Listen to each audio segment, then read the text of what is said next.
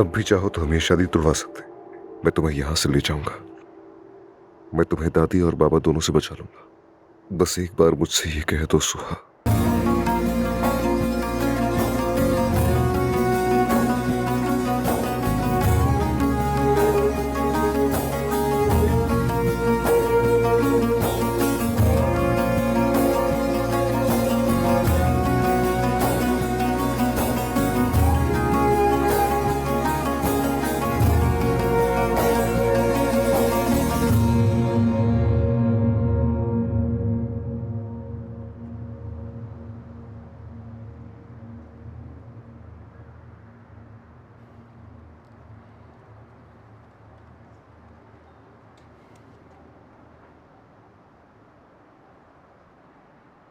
तमीर खान खानदान की एक और औरत की जिंदगी बर्बाद कर दी, जिस तरह माजी में मेरी मां की जिंदगी बर्बाद की थी।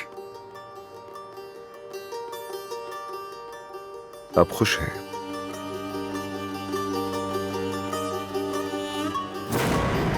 तमीर खान खानदान की एक और औरत की जिंदगी बर्बाद कर दी, जिस तरह माजी में मेरी मां की जिंदगी बर्बाद की थी।